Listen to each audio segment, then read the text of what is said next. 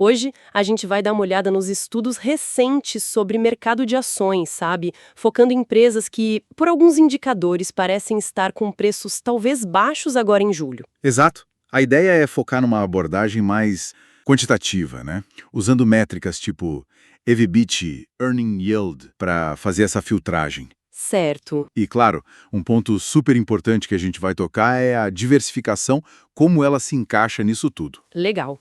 Bom, vamos começar então.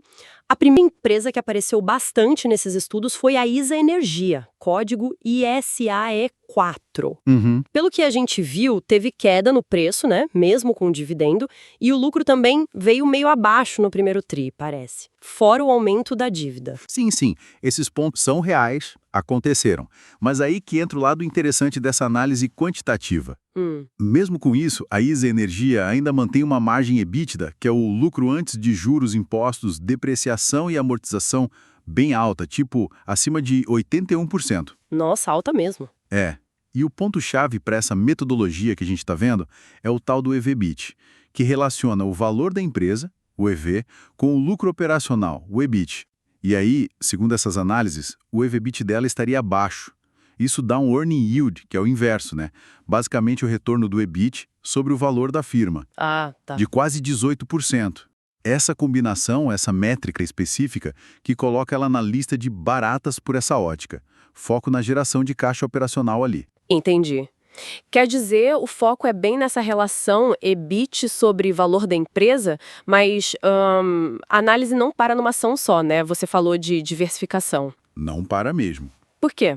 Qual a lógica de olhar um grupo maior, tipo 20 empresas? A lógica, que vem muito de estudos tipos do Joel Greenblatt, é para diminuir o risco não sistemático, sabe? Aquele risco da empresa específica. Exatamente. O risco daquela empresa ir mal por um problema só dela, que não tem nada a ver com o mercado todo caindo. Os estudos que a gente viu até comparam, por exemplo, o caso da Oi com o da Telefônica Brasil, a Vivt 3, no mesmo período.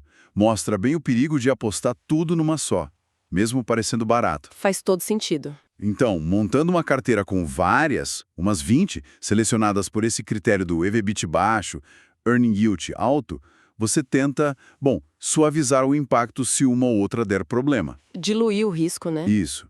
E historicamente, olhando os dados analisados nos últimos 10 anos, essa estratégia das mais baratas, por essa métrica, teve um retorno anualizado acima do Ibovespa. Interessante. Bom, e a segunda empresa?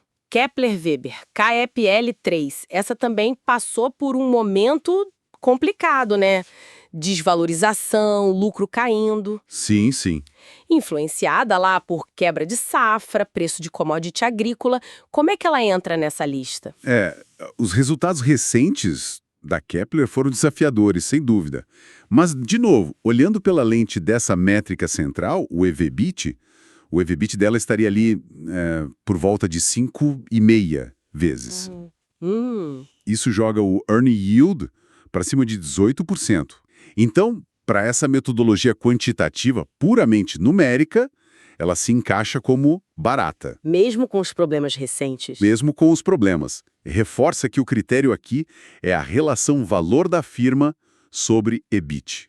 A capacidade de gerar caixa operacional, não necessariamente o lucro líquido do último trimestre, entende? Entendi. E a estratégia geralmente envolve rebalancear a carteira de tempos em tempos, normalmente a cada trimestre, para ajustar. Certo. E tem uma terceira que chamou a atenção, a JSF Participações. Essa foi na contramão, né? Subiu bastante recentemente. Resultado forte, ligado ao mercado imobiliário bombando. Aí parece estranho ela estar numa lista de baratas, né? Pois é, parece contraintuitivo, né?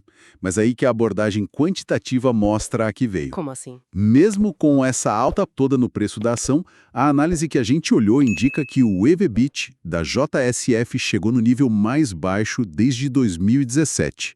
Ficou em 4,39 vezes. Sério? Tão baixo? Sim. E isso significa o quê? Um earning yield altíssimo, passando de 21%. Uau! Ou seja, demonstra como esse filtro numérico pode achar situações onde, mesmo o preço subindo, a relação entre o valor total da empresa e o quanto ela gera de lucro operacional, o EBIT, ficou para essa métrica mais interessante do que antes. ou mais interessante que outras empresas no momento. Entendi. Então, para resumir a ideia geral, a gente está falando de usar essas métricas, EV/EBIT, Earning Yield, para achar empresas que talvez estejam subvalorizadas em termos de geração de caixa operacional. Exato. E aí, combinar isso com uma boa diversificação, para não colocar todos os ovos na mesma cesta e gerenciar o risco de cada papel individualmente. Perfeito. Essa é a essência da estratégia analisada. Bom, exploramos bastante aqui essa lógica quantitativa e vimos alguns exemplos, né? Energia, Kepler, JHSF. E para quem está ouvindo a gente, como você analisa o momento dessas empresas? Ou de outras? Quais indicadores você acha mais importantes na hora de avaliar uma ação? Deixa um comentário aí pra gente, adoraríamos saber a sua visão. Boa. Bom, acho que por hoje fechamos nossa análise. Sim. É sempre bom conhecer diferentes abordagens, né? Mas, olha, é fundamental sempre lembrar de pesquisar a fundo, avaliar com cuidado qualquer informação antes de tomar qualquer decisão de investimento. Com certeza. Não esqueça de curtir e se inscrever para acompanhar mais conteúdos como esse. E aquele aviso importante. Esse estudo que a gente comentou não é, de forma alguma, um serviço de análise ou recomendação de compra ou venda. O mercado de ações é renda variável, tem risco envolvido e qualquer decisão de investir é responsabilidade total de cada investidor.